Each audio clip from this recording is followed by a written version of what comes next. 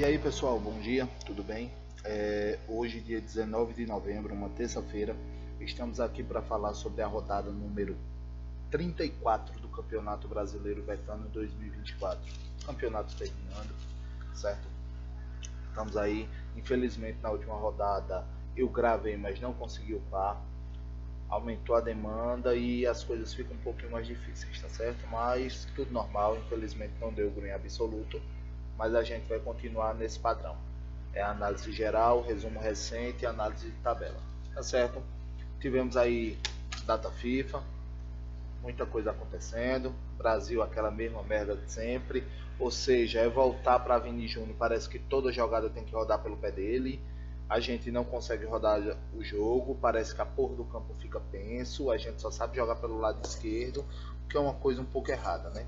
Já que você tem todo mundo para jogar, então você tem que jogar pelo campo todo, não só por um lado. Mas parece que a jogada só vai pelo lado esquerdo, o lado direito da seleção completamente não existe. Laterais eles tentam, mas se eu não me engano, Dorival já botou Danilo de novo na porra da direita. Pra que então trazer esse outro restante? Se só vai jogar esse pessoal, pra que trazer o resto? Eu acho interessante é que estão reclamando agora, Atlético Mineiro está reclamando porque os jogos estão muito em cima um do outro e tudo mais. Isso começou com o quê? Com o efeito cascata lá da Copa do Brasil, que era para aquele jogo ter sido no domingo, e eles fizeram aquela rodada toda tosca para os jogos da semifinal ser no final de semana. Então não tem o que reclamar. E é tanto que o Flamengo está com pouca gente, não tem o que disputar, tá nem brigando por isso agora. O que me dá raiva é isso, é que você abre o precedente para determinados times e para o restante não faz. Qual era o certo? Ter atrasado a rodada agora todinha, porque o Atlético Mineiro e o Botafogo vão ser prejudicados na rodada do Campeonato Brasileiro.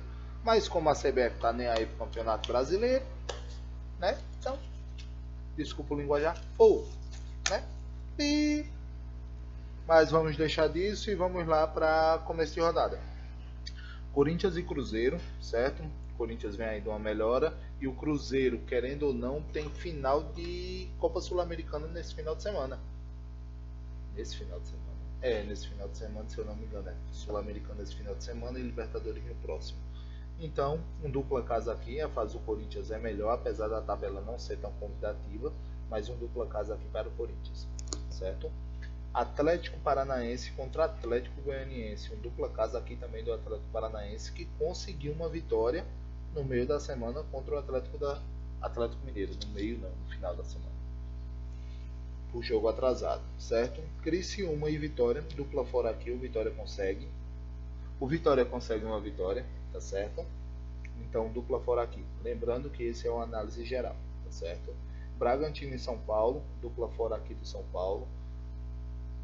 Bahia e Palmeiras, dupla fora aqui do Palmeiras para ele continuar sonhando com esse título, que não é agora depois do tropeço, sempre um tropecinho. Eu falei até na última gravação, infelizmente eu não vi, eu disse, tem a cara do jogo do tropeço do Botafogo. É aquela cara do líder jogando contra um ali dos 4 últimos que todo mundo pensa que o líder vai golear e nunca goleia. Isso traz muito do nosso campeonato brasileiro.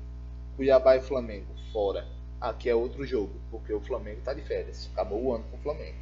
Conseguiu a vaga ali pela Libertadores, via Copa do Brasil, ganhou um título, apesar de não ser merecedor. Certo? Vocês me perdoem, é porque o Atlético Mineiro tropeçou bem, jogou, competiu no primeiro jogo, mas no segundo jogo ele foi, parece que a passeio, na própria casa. É tanto que deu o rolo que deu, a Arena MR veio interditada, não vão poder jogar mais lá. Cada coisa que eu vejo da torcida é a mesma coisa do time atacando, aí vai a torcida do time que está atacando e acende um sinalizador. Aí pronto, acaba o embalo. Oh meu Deus. Voltando, Grêmio e Juventude é um dupla casa, não é um casa seco por causa dos últimos pontos. Nos últimos 5 jogos o Grêmio ganhou apenas 4 pontos e o Juventude também só ganhou 4 pontos. Então por causa disso eu não vou colocar que o Grêmio é favorito. Vai que. Né? Botafogo e Vasco. Não, peraí. Grêmio e Juventude, Atlético Mineiro e Botafogo. Eu coloquei aqui um dupla fora do Botafogo, certo? O Atlético Mineiro vai passando aí por uma crise dentro do campo, simplesmente pelo que diz, quando dizem a crise dentro do campo, que Milito está tentando mudar de todo jeito e não dá. O Atlético Mineiro tem um time bom. E às vezes eu acho que quando os comentaristas falam que o Atlético Mineiro é um time com Daverson e outro time sem Daverson, é colocar Daverson acima de um status que ele tem. Ele é um jogador bom? Não. Ele é um jogador matador. Ele é aquele cara que vai sobrar uma bola e ele vai tentar guardar. Do mesmo jeito que Allan Kardec guardou contra o Flamengo. Certo? Você tem que parar para pensar que Davidson estava no Palmeiras, saiu, foi para a Europa, não fez quase nada, voltou embaixo, é tanto que foi para o Cuiabá. E depois o Atlético Mineiro conseguiu trazer e demorou muito tempo para ele engrenar, porque só vem engrenar depois que Diego Milito entrou, que o estilo de jogo era diferente.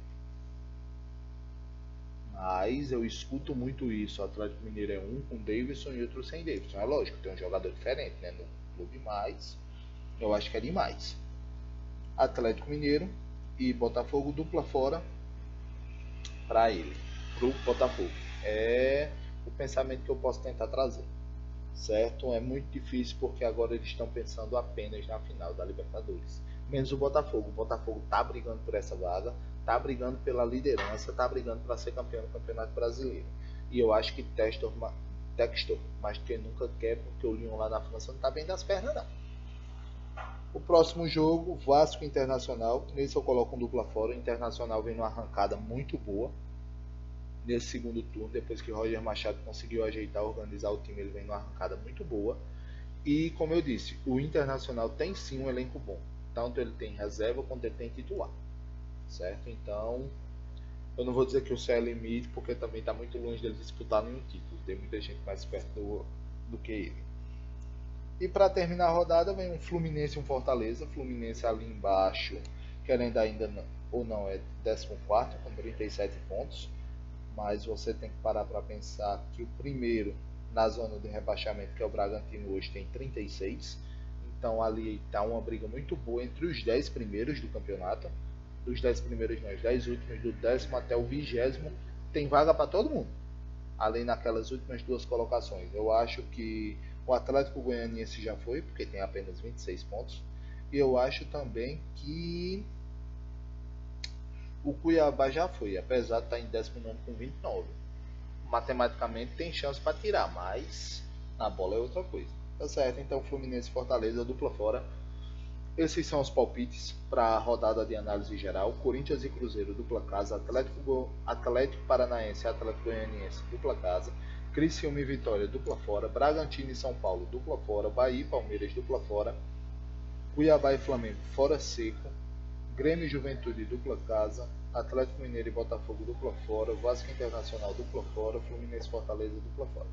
Tá certo, pessoal? Esses são os palpites utilizando a análise geral. Não se esqueçam, curtam, compartilhem e comentem. Tá certo? E ative o sininho também para quando eu estiver gravando o vídeo postar aqui no YouTube, vocês saberem. Fui!